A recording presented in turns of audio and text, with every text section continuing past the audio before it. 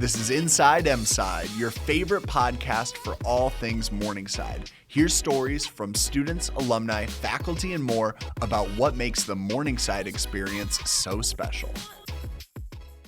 Welcome to Inside Mside. Today I'm joined by Dr. Kurt Spearing, one of our professors over in the Natural and Mathematical Sciences department area. So first of all, Dr. Spearing, can you just tell us a little bit more about yourself, your educational background, and kind of how you wound up at Morningside? Okay, well, for my undergrad, I actually went to Eastern Illinois University, where I actually majored in geology there. I then did my master's degree at Michigan State, which was also in geology. But my interest in geology was always paleontology. I liked working with fossil animals. And that's why my PhD at Northern Illinois was actually in biology, because that is kind of the natural crossover between the two fields. My first teaching job was between my master's and my PhD. I actually taught at a couple little community colleges in Michigan, in the Battle Creek, Kalamazoo area. Then I actually also taught at a community college for a lot of the time I was doing my PhD in the Rockford area. And then after Northern, I taught at a couple other private schools up in the Twin Cities. But those were just like 1 year contract after 1 year contract. And eventually, one of the years I was applying for jobs, the position here at Morningside came up. And it was actually very late in the season because you start applying for academic jobs in about August for the following year. And I think it was March when they actually got in touch with me.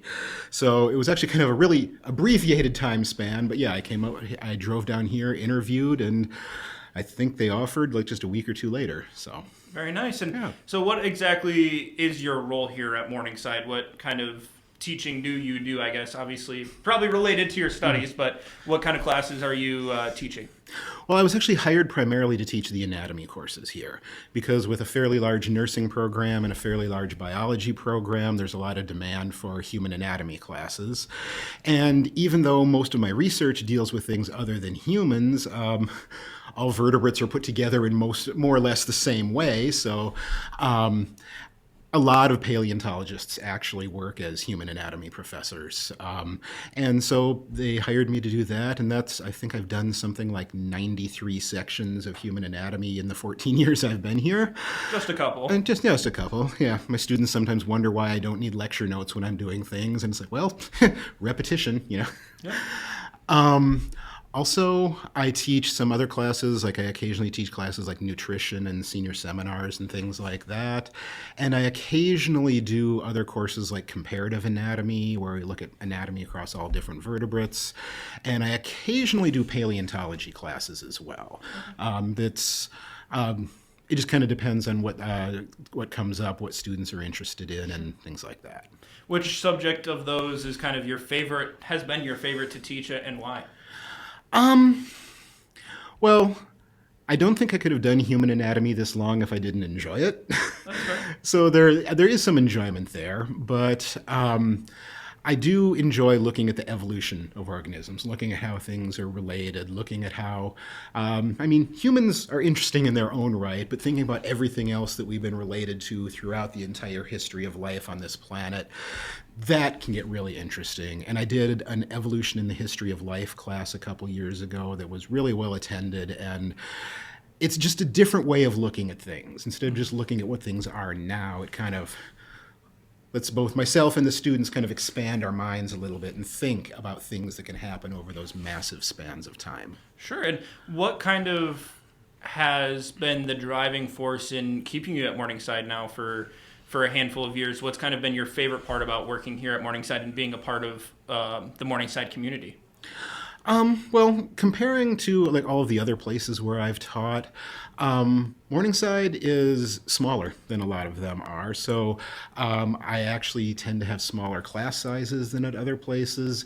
And I actually tend to get to know the students a little bit better here than a lot of the other schools where I've been. Okay. And also, At Morningside, we're pretty much left free to teach our classes however we see fit. Other schools, like especially at community colleges, you don't always have that freedom. They have like a kind of a regimented list of ways you have to do things. But here, I'm free to experiment with things how I like, and I'm pretty much allowed to do things how I like. Sure. So, yeah. And now shifting gears into more specifically the recently you were featured on local news for your research with a Mosasaur fossil. Mm-hmm. Can you share a little bit more about that fossil and the research you're spearheading with that fossil? Okay, well, the backstory to that is actually a member of the community, Tyler McDonald, who lives up in Sanborn, I believe. He's a roofer, so he works with gravel for a lot of his roofing projects, especially like for large-scale ones. And in one of those loads of gravel he found one day, he found something that looked like a fossil. It looked really unusual. And he hung on to that actually for a few years, trying to find people to help him figure out what it was. And it's kind of a funny roundabout thing, but essentially through a series of social media pages, he was connected to a close friend of mine who is the head paleontologist in North Dakota. And he knew that I only lived a couple hours away, so he contacted me. And I actually, at the very beginning of my career, I had worked with mosasaurs before, so I was a little bit familiar with these. And he put, Tyler and I got in contact, and he showed me the fossil. And over the course of a couple years, I was able to do a little bit of research with it and kind of confirm that it was what we thought it was. And then this fall, I actually presented at an international conference where actually the title of my talk was to the effect of the first mosasaur fossil found in Iowa. Because with a title like that, I figured if I was wrong, someone there would probably tell me. And so no one told me. A lot of people told me about other fossils, mosasaur fossils in the general area. But to my knowledge, this is the first mosasaur fossil ever found in Iowa. So, is there anything about the fossil that makes it kind of unique from some of the other fossils you've studied and researched, other than where it was found? Well, it's a little unusual. For a couple reasons. One, like I said, obviously where it was found, because actually maybe I should back off and explain what a mosasaur is before we go much Not further. a bad idea. Okay. For those who don't have children that are really into this, a mosasaur is a marine reptile. It looks kind of like a Komodo dragon or a monitor lizard, if you're familiar. Mm-hmm. Picture one of those 20 to 30 feet long with flippers instead of legs. That's more or less what a mosasaur is going to look like. Okay. They were the apex predators in their time. I mean, there were sharks and other things around, but these guys were probably the top predator for the most part. And they lived from about 90 to 100 million years ago up to right at the KT boundary, right about 66 million years ago. So they were around for quite a while. And there are many different types. And the two that this would have been from would have been some of the larger ones. Like I said, the 20 to 30 feet long at least. Okay. What, I guess, you talked about how a lot of your education stemmed in kind of similar branches of research. So I guess where did your passion for fossils and research and looking into things like the mosasaur come from? Well, I think almost every child in the United States when they're about 4 or 5 is obsessed with dinosaurs. I think that's almost a constant. And yeah, so everybody has that kind of basic background information, because I think it's just because these animals are so different from what's around today. They just have this kind of awe factor, especially when you're really little and you see these gigantic animals whose like head is the size of your whole body. I think it just leaves kind of a really interesting impression on a lot of children, and I was one of them. But over the course of years, obviously, that kind of fell by the wayside. Everybody, they change what they want to do when they grow up about 1 million times. Mm-hmm. But when I finally got into college, I really had no idea what I wanted to do. If anybody asked me, I said I wanted to be a history teacher, and that's what I would put down if I had to put down something. And I even tell a lot of my advisees this, you don't have to decide your entire future your freshman year. I was actually a junior before I even declared a major. But what I discovered is I really liked biology and I really liked geology. So I tried to find a way to make those cross over, and behold, that's where dinosaurs and other extinct animals came back into things. And most of my research, I have done some work with dinosaurs, but a lot of it has been with like smaller invertebrate organisms when I was doing my master's degree. And in my PhD, I actually worked with fossil cats, like some of the saber-toothed cats. And believe it or not, there actually used to be cheetahs right here in the center of North America, and I did some research with those as well. Some of my more recent stuff has actually been with a small fossil dog from North Dakota that one of my Morningside students actually worked with me on that, and sooner or later that thing will actually get published. So sure. That actually kind of leads me to what my next question was going to be, is that I know you've led students on trips, searching for fossils and doing research with students on fossils. So can you share a little bit more about some of the work you've been able to do with students here at Morningside when it pertains to research and to fossils and to different organisms? Okay. Well, I have done some research. As the anatomist, anytime that a student in the biology program especially has an interest in something anatomical for their research, they're generally directed to me. And a lot of times, a lot of our students are interested in like medical professional things. So a lot of the short-term research I've done has been in that vein. For the few of my students that are more interested in the extinct animals and working with me with fossils, we've done a handful of different things. I've had a few students that have helped me directly with some of my research. A couple years ago, I had a couple students help me try to essentially dissect the bones out of a cat, the ear bones, out of a cat, because some colleagues of mine and I found a fossil where the ear bones are actually intact in this fossil cat, which is almost unheard of because if you're not aware, the ear bones are tiny, tiny things. They usually just disintegrate or get lost. So it was really interesting. We found this fossil that we were going to try to compare some living cat material with. And I had a student working on me with that. I've had a few students just do some like general background research type things with me. But the main one is that fossil dog project that I mentioned a moment ago. A student of mine, Riley Custer, who graduated in 20, she actually did one of our summer undergraduate research programs with me where we actually went up to North Dakota for 2 weeks. And we spent a week in the field looking for fossils, and then we spent a week in the museum in Bismarck, just working with the materials there, primarily that dog fossil. And like I said, eventually, if nothing goes wrong, we'll get that out as an actual scientific publication. For sure. So which of these, what is your favorite project you've had a chance to work on? Obviously, you've alluded to a wide variety of things that you've been able to research in your time. Which ones kind of stand out, one or two that really stand out to you as, some of the highlights of your career to this point? Well, it's hard to really pick specifics. I would say some of my, speaking a little more generally, just some of my very first experiences out in the field were probably some of the more impactful things, because you see things like in documentaries, you see things in movies, like some of the opening scenes of Jurassic Park where they're kind of brushing. Yeah, it's never that easy.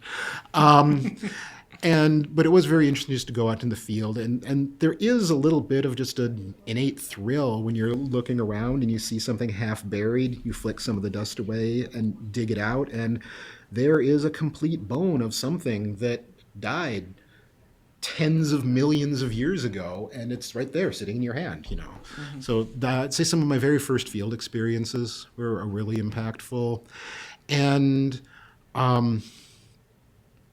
also probably that project with Riley Custer that I mentioned, or actually it's Riley Farrington now, that just because we got to work so closely for essentially an entire summer. Mm-hmm. And that's the first really in-depth student project that we've had a chance to do. Have you had a lot of people come up to you with a fossil? Like in this situation, like you said, it was just a local person doing his job who happened to discover a fossil. Have you had a lot of that happen, or was this kind of a unique situation in that, through, like you said, full circle, this person happened to discover someone who could help them with this? Yeah. Occasionally people do come in. Like just a few months ago, someone from the community brought in what was, essentially it was part of a mammoth molar that had just been worn away so badly it didn't really exactly look like bone. But the guy who found it knew it was something unusual, and he wanted to bring it in and have someone take a look at it. So, and like when I very first moved here 14 years ago, I had probably about one a year. A person would bring something in because Dr. Slavin and I are the only people that really know a lot about geology on Morningside's campus. So any unusual rocks that people bring in, it's one of the two of us they generally bring them to. For sure. So it happens occasionally. For sure. And so what do you do when like somebody brings in, if somebody were to bring to you, like you said, this mammoth molar and they have no idea what it is, do you, just kind of look at it and kind of have an idea of what it is? Do you take your time and do more research on it? How does that process kind of work for somebody who'd be like, I have this weird looking rock thing at home I think might be a fossil. What is that process like? Well, if they're curious, I'll always take a look at something. Sometimes, like in the case of that mammoth molar or in the case of this Mosasaur vertebra, it's distinctive enough that I can look at it right away and know, oh, that is what this thing is. For a lot of other things, I would actually have to take some time, actually do some essentially library research, look up some diagrams and try to figure things out. If they know where it came from, and the more details they can give me about that, the better. Because if it's from this area, I can start making some guesses as to what it was. Once I had someone bring in some material that they said they collected in Colorado somewhere, and that took me several weeks to actually try to nail that down, just because there's a much wider range of things it could be when it's coming in from other places. But yeah, if someone can give me a decent idea where it's from, and I have usually a little bit of time to take a look at it, I can usually figure out, at least within certain limits, I can figure out what it is. Yeah. And this area, you've alluded to it, you've looked into, different dogs and cats, from long periods ago. The Mosasaur, obviously more of a reptile, amphibian type, creature, animal. This area, do you feel produces a lot of variety in that sense, especially considering what people think of today from around here is, your cows and your deer and, just that kind of stuff is what lives around here. So do you feel like being able to look at history from that perspective is kind of a unique thing, knowing the different animals that lived at one point in this area of the world? Well, yeah, geologic history is always interesting. Like I said, I've studied it for years, and it's still a little bit difficult sometimes just to imagine those incredibly long spans of time that are involved in this. And depending on what you mean by this area, the central United States, there are rocks of a lot of different ages that do have fossils in them. During the time when the dinosaurs were around in the Mesozoic, most of the Great Plains was actually underwater. That's why we get marine fossils like fish and this Mosasaur, because actually the Sioux City area, for a lot of that time, would have been coastal property. We would have been right on the edge, and for a brief period of time, it would have been entirely underwater, which is probably when this fossil ended up getting deposited. But if you go across Iowa, there are even older and older rocks as you go towards the east. And Iowa is somewhat known for some of these fossil localities. There's an animal called a eurypterid that's known from Iowa that essentially picture a 9-foot-long scorpion. There's also an entire family of amphibians that is called the family Wachiridae that is named after, and I might be pronouncing this wrong, but there's a town in Iowa called Wachir. And so, yes, Iowa is known for having its fossils. I mean, there is actually a fairly nice museum at the University of Iowa displaying a lot of these. For sure. Plus, those are the things down in the bedrock. All of the essentially dirt that's on top of that has much more recent animals. That's where things like Iowa State found a saber-toothed cat skull a couple years ago, and the University of Iowa found a giant sloth skeleton, I think about a decade or two ago at this point. So yes, not only are there really interesting, very old things in the bedrock, but in the soils on top of it, there's some really interesting recent things as well. Sure. Do you have any big research projects or trips, planned coming up to do going out into the field and looking for more things? Is there anything in particular that you have planned coming up at all? As far as field work, I was actually just talking with my colleague at North Dakota earlier today. I'm probably going to go to some sites in western North Dakota at some point this summer. Probably not for very long, but I'm going to have some time up there. A lot of what I'm doing at this year pretty much is going to be more like the library research kind of thing, because I want to finish writing up this Mosasaur fossil. I want to finish writing up that dog that I mentioned earlier. So this year, a lot of it is actually going to be more indoors kind of stuff. A little less fun in some people's eyes. Well, yeah. Not saying it's less fun for you, Yeah, but when you talk about going and finding fossils, everyone's like, man, you get to go out into the middle of nowhere and dig through and find rocks and stuff, and they don't realize the part of it where you have to sit and also do the research on that. Yeah, the more exciting part of it. Right. Yeah. Yep. But yeah, I do try to make a point of doing at least a little bit of that pretty much every year. Sure. Is there one thing on your bucket list that you just absolutely would love to discover and do research on?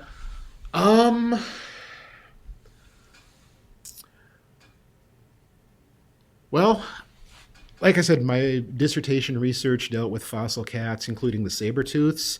It would be really, really interesting to sometime be able to excavate or to find and excavate a saber-tooth skeleton. Like I said, there's not very many found in probably about a 1 state or so radius. They should be there. There just haven't been that many found, and that would just be really interesting. For sure. I don't think I have any more questions for you, Kurt. Thank you for joining us. I don't know if you have any final thoughts on your research and what you do here at Morningside. Well, just that things are constantly moving forward. Things are constantly changing. Whenever students are interested in doing research, I just tell them to get in touch with me and we'll see what we can figure out. And I'm actually teaching this semester a brand new class that looks at evolution from both. I'm teaching it from the scientific point of view, and one of our humanities professors, Dr. Larson, is teaching it from more of a humanities point of view. And so far, the class has been really interesting. So if any students are listening and are interested in either research or classes, talk to one of us. For sure. All right. Thank you again for joining us, Kurt. And we look forward to seeing more of what you do here. And maybe one last thing. I don't know if the camera can see it, but this is actually the fossil itself. Okay. Right here. Okay. Yep. So, a little bit nondescript, but believe it or not, there's enough distinctive information here that we can identify it down to 2 different animals anyway. Yep. Well, that's better than I would be able to do, obviously. So thank you again for joining us. We really appreciate it. All right. No problem.